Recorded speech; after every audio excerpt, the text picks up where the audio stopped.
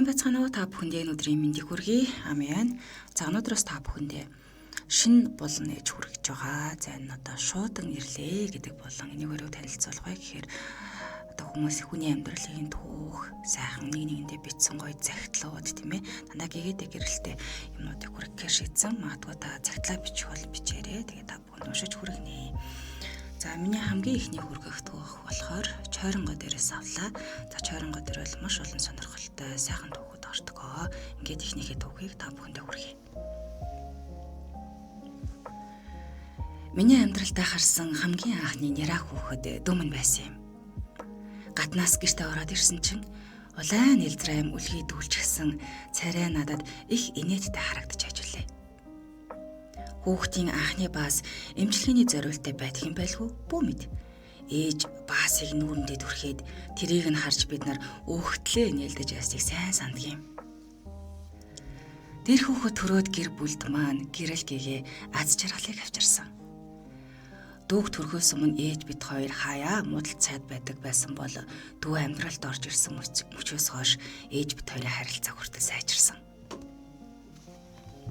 Энэ хүүхдийн төлөө хичээх ёстой гэсэн хамтын хариуцлагатай болсон гэхүү дээ. Би анх удаа хариуцлага гэдгийг жинхэнэ утгаар нь мэдэрсэн юм. Хичээлээсээ ирээд л би дүүгээсээ салахгүй. Тээвэр нь хамт тоглоно, цэцэрлэгээс наавна. Дүү маань бүжиглэх их дуртай. iPad дээр дуу тавьж хадал бүсөө хөдөлгөөд бүжиглээд байна. Амар хөдөлгөөнтэй тэгсний унтамхай бараг л уйлдаг охин байлаа.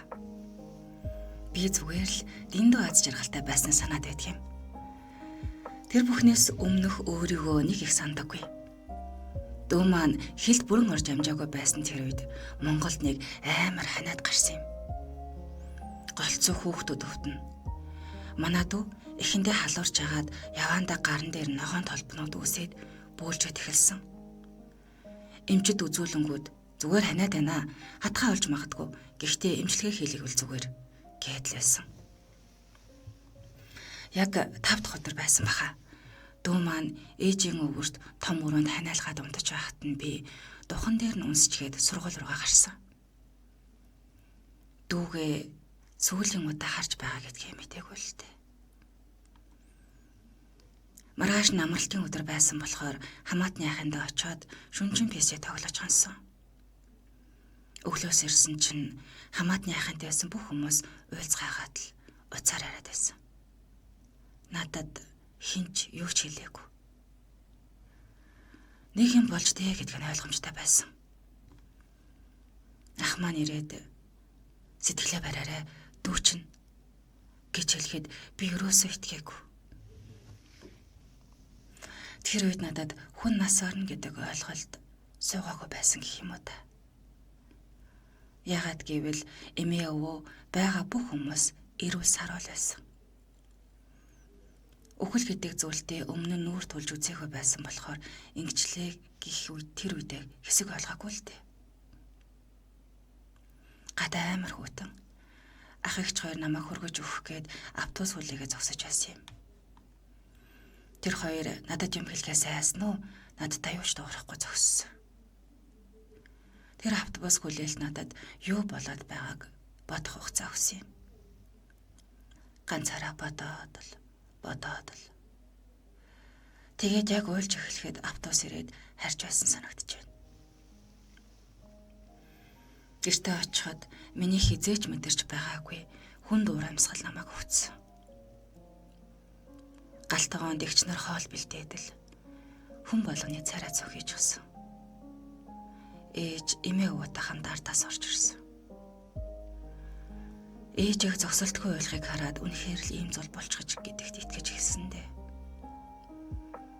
Надад хэцүү байгаа ч гэсэн ээжэд хэд дахин хэцүү байгаа. Тэгээд ээжигээ л аргадах хэрэгтэй юм байна гэж бодогдсон. Тэр оройноч бэлөө маргааш нь ээж надад чи байгаа тул таал би амьд байна. Чи байгаагүй бол ээж нь дүүгийнх нь ардаас очно гэж хэлж байсан. Тэр үед надад ээжийн төлөө байх ёстой гэсэн ухамсар тэр доороо суучихсан.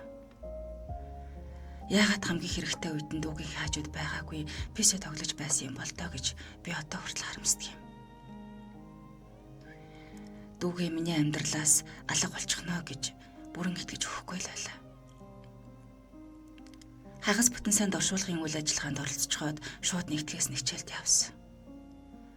Би өөрөө ч итгэхгүйгээр зүгээр л манай дүү нас орчихсон. Гэт хэлэхэд манай ангийнхан бөөнөрөө царин сонирн болчихсон. Тэгээд бүгдээрээ надаас жаахан зайгаа бариад байгаа юм шиг санагдсан. Найзууд нь бараг надаас ч илүү хэцүүгээр хүлээж авч байгааг хараад тэр нь надад хачиргалтай байсан. Гадны өнцгөөс харахад ямар хүнд зүйл вэ гэдгийг тэр үед олж харсан гэх юм уу та. Би хэвсэн амьдралынхаа дагуу амьдарч байлаа. Хичээлдээ явна, гэртээ ирнэ. Тарих толгойд юу ч бодогдохгүй. Зөвхөн хичээлээ хийгээ завгүй. Яг л робчиг. Шок байсан уу? Бодохыг хүсээгүй болохоор тэгсэн юм болов сайн мэдэхгүй л байна. 1-2 сар тэгэж авсан байх шүү. Гэрийн минь гадаа иргэдэг морин тоглоом байдаг юм. 4 гэмэртэй. Улаан, цэнхэр, ногоон шар. Дүү бид хоёр гарч тоглох болгонд манай дүү дандаа улаан морин дээр нь суудаг. Нэг өдөр би хичээлээд харчаад орц руугаа орох замдаа тэр тоглоом руу эргээд харсан чинь яг тэр улаан гэмэр байхгүй болчихсон байсан. Тэр үед л яг миний дүү байхгүй болчихсон юм байна гэдгийг л ойлгосон. Ээж бас тэр морийг анзаарчихсан бид хоёр хамтдаа зөндөө ойлж байсан. Тэр өдрөөс хойш гашуудах мэдрэмж маань жихэн утгаараа эхэллээ дээ. Би орой болгон орондоо ороод нууцаар ойлдог болсон. Мэдээж ээж бас тустай ойлж байгаа. Ээжигээ харагдчихад өрөөндөө ороод би тустай ойлдог юм. Ээжийнхээ хажууд, найзуудынхаа хажууд ойлгохгүй тэснэ. Гашуудаж эхлэх үед надад амар сонин санагдсан зүйл нь дүү нас орсон чинь миний амьдралд хизээж анханасаа байгаагүй юм шиг шууд бүх хувцсыг нь шатаагаад бүх эд зүйлийг нь гэрээс гаргачихсан. Тэгэнгүүт надад хадгалж үлдэх дүүгээ дурсах юу ч үлдээгүй. Би тэрэнд амар гомдсон. Ээж болохоор дүүгийн гутлынхын жижигхэн бороолочийг аваад үлдчихсэн байсан. Матрасанд ороод тавьчихсан байсныг нь би олж хараад дүүгээ бурхан болсноос хойш анх удаа би өгтлээ байлсан. Хамаг юм алсуул тавих шиг л болсон да. Дүүгээс үлдсэн ганцхан зүйл тэр боловч. Тэрийг нь би гарын дээрээ тавьж үзээд л царай төрөх, бүсээ хөдөлгөж бүжгэлдгэн ундаг байсан машин гээд бүх юм санаанд орсон. Тэгээд л тэр боловч миний өө гашуугийн шалтгаан биш, харин ч миний хичээх ёстой шалтгаан болж хувирсан юм. Би тэнгэр рүү харж байгаа дүүдээ амлалт өгсөн. Агаа нь сайн хүн болно, хичээнэ гэж. Дүү маань намайг тэнгэрээс харж байгаа гэсэн бодол намайг маш олон зүйлийг даван туулахад тусалсан. Би хариуцлагатай байна. Би ээжигээ гомдоохгүй. Би сайн ах хэвээрээ байна гэж шийдсэн. Тэр үеэс хойш би байгаа бүх боломжоо тултал нь ашигладаг болчихсон. Хичээлээ амар сайн хийн, хичээлээс гадуур үйл ажиллагаанд эцсийг нь үцтэл оролцсон. Зүгээр л амар хичээдэг хүн болсон. Тэр миний амьдралын хамгийн завгүй үе байсан. Хичээлийн хажуугаар хагас цагаар улаан загалмайд ажилладаг. Хичээлдээ сууж байгаад ажил руугаа гүгээд дуусаад гэртээ ирээд ажиллаа хийх гэж тасалсан хичээлүүдээ үзээд даалгавраа хийгээд л. Заримдаа шандрах гээд за боли би хний төлөө яагаад ингэж байгаа юм бэ гэх үедээ тэнгэр рүү хараад дүүгийн төлөө гэдгээ өөртөө байнга сануулж хэлдэг байсан. Өглөөс ирээд орой унтахдаа шүдээ угааж байхдаа таландаа хараад өөртөө хэлнэ.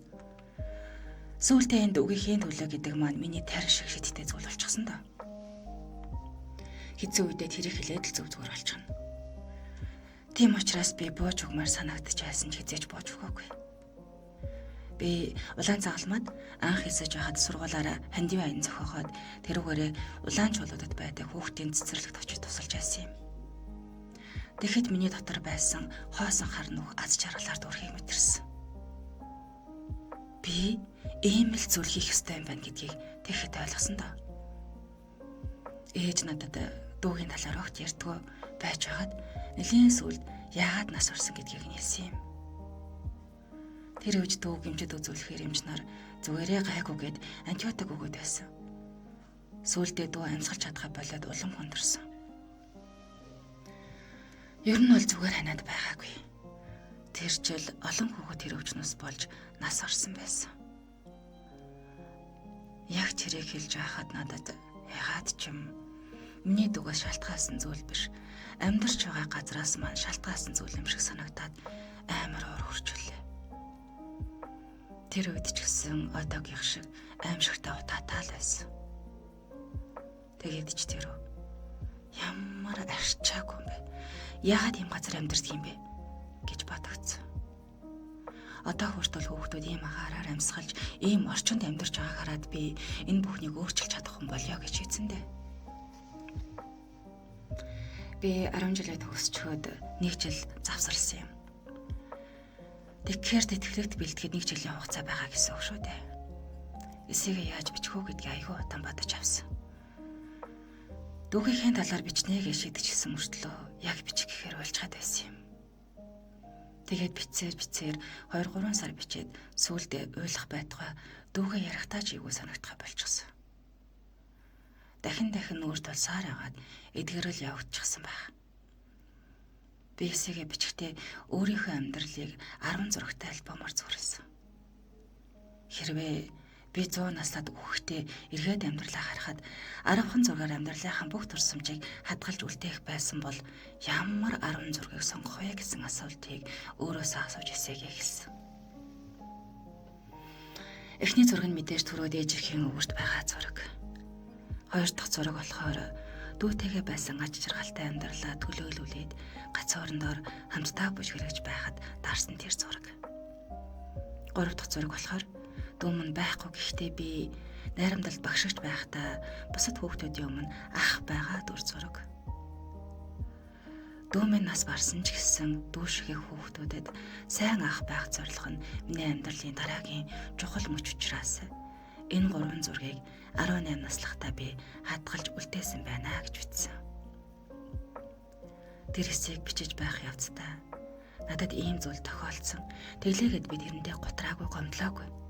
Харин юуны төлөө хичээх хэрэгтэй гэдгээ ойлгосон гэж бахархалтай хэлж чадах болсон учраас энэ нь эсээх минь зүв болсныг надад илтгээд окей, энийг л сургууль руугаа явуулъя гэж хэлсэн. Тэгээд л би тэтгэлгээ авчихсан. Би одоо эдийн засаг нийтийн удирдлага гэсэн хос мэргэжлэр сурч байгаа. 1-р курс. Нийтийн удирдлага дотроо нэг салбарыг сонгоод дэлгэрэнгүй судлах боломжтой байдаг юм.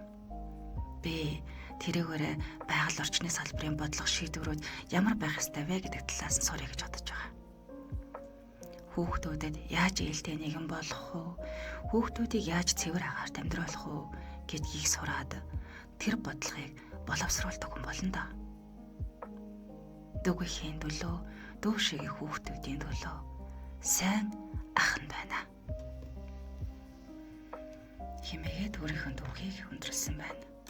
За энэ хүртэл сонссон та бүхэндээ баярлалаа. Их сурвалж чоронгойлаа. Магадгүй та өөрийнхөө дүүгийг бичиж явуулж уншуулах хүсэлтэй байгаа бол манай мэйл хаягаар бичээрэй. Дараагийнхаа дугаараар иргэн баяртайгаар уулзцгаая.